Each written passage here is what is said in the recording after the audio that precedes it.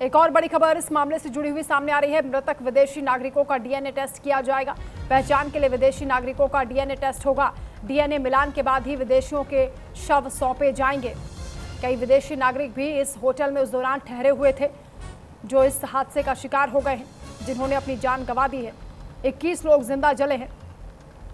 अब कहा जा रहा है कि डीएनए मिलान के बाद ही उनके शव परिजनों को सौंपे जाएंगे। मालवीय नगर अग्निकांड से जुड़ी हुई ये बड़ी जानकारी सामने आ रही है। मृतक विदेशी नागरिकों का डीएनए टेस्ट किया जाएगा। पहचान के लिए विदेशी नागरिकों का डीएनए होगा।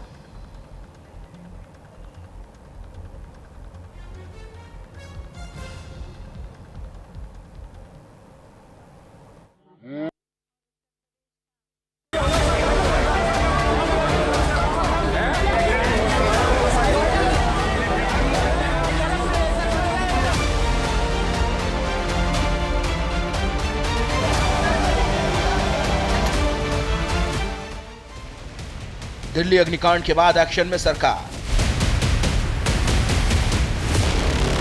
मृतकों और घायलों को मुआवजे का ऐलान। होटल मालिक की साकेत कोर्ट में आज पेशी। फरार मैनेजर जय की तलाश तेज।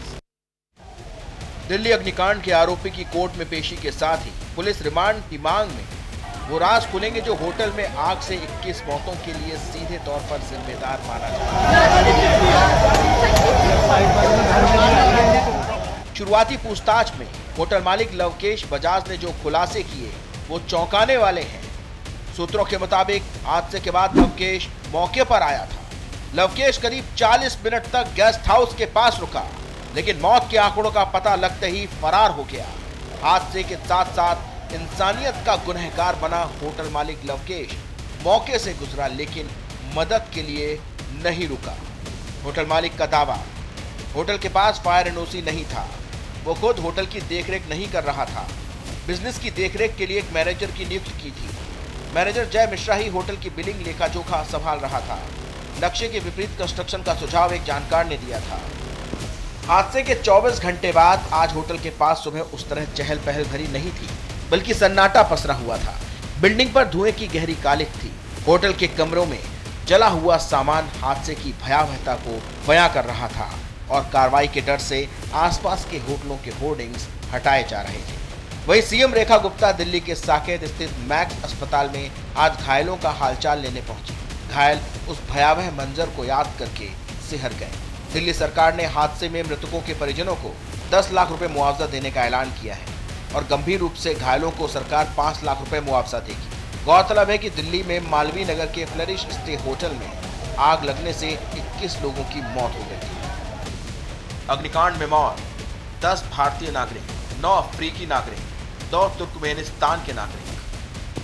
फिलहाल मालवीय नगर अग्निकांड की मजिस्ट्रेट जांच के आदेश दिए गए हैं। दिल्ली सरकार ने संयुक्त समिति गठित की है और सीएम रेखा गुप्ता ने हादसे की डिटेल रिपोर्ट तलब की है। हादसे के बाद एक्शन में सरकार। घायलों मृतकों के परिजनों को मुआवजे का ऐलान। फायर सेफ्टी न होने पर सीलिंग के आदेश। Hotel, nursing home, coaching classes की जांच तेज। हादसे में मजिस्ट्रेट जांच के आदेश। मुख्यमंत्री ने घटना की डिटेल्ड रिपोर्ट मांगी। अग्निकांड में गैर इरादतन हत्या का केस दर्ज।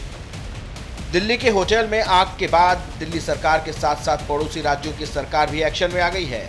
यूपी के मुख्यमंत्री योगी आदित्यनाथ के आदेश के बाद लखनऊ में फायर डिपार्टमेंट ने होटलों की चेकिंग का अभियान शुरू किया है। सुरक्षा मानकों की समीक्षा के लिए लखनऊ में करीब 290 होटलों का दोबारा सेफ्टी ऑडिट होगा। इसके लिए एक ज्वाइंट टीम बनाई जाएगी जो अगले 15 दिनों के भीतर जांच पूरी करेगी। हमने चेक किया, यहाँ पर व्यवस्थाएं ठीक है। कुछ कमियां हैं वो इन्हें लिख के हम लोग अवगत करा देंगे। जैसे पानी में थोड़ा प्रेशर कम था कि क्यों ऐसा है या क्यों ऐसा नहीं है। मुख्यमंत्री ने भी आदेश दिया है। हाँ, उन्हीं के क्रम में ही सारे होटलों में ड्राइव चलाई जा रही है। अलग अलग स्टेशनों पर ड्राइव चल रही है और सारे स्टेशन प्रभारी जितने भी मौजूद हैं वो सब अपने अपने क्षेत्र में सारे होटलों को चेक कर रहे हैं। आगे क्या कुछ निर्देश दिए? आगे इसके बाद हम लोग अन्य दूसरे क्षेत्रों में जाएंगे, वहां भी चेक करेंगे। यहाँ हजरतगंज में भी और होटलों को चेक करेंगे। लापरवाही मिलने पर इनके खिलाफ वैधानिक कार्रवाई की जाएगी। दिल्ली अग्निकांड ने एक बड़ा सवाल छोड़ दिया है कि होटल के पास फायर एनओसी नहीं था। होटल में फायर सेफ्टी के इंतजाम नहीं थे। होटल को केवल 6 कमरों के संचालन की अनुमति थी। जबकि 25 कमरे संचालित किए जा रहे थे। सुरक्षा नियमों की जमकर धज्जियां उड़ाई गईं। प्रशासन की नाक के नीचे सब होता रहा, लेकिन बजाय एक्शन लेने के प्रशासन आंखें मूंदे बैठा रहा। 21 मौतों के बाद जागा प्रशासन अगर पहले ही जिम्मेदारी निभा लेता तो उन 21 जिंदगियों को बचाया जा सकता था। Bureau report, news India. इस बीच बड़ी खबर गाजियाबाद से सामने आ रही है, जहां खोड़ा में जुमे की नमाज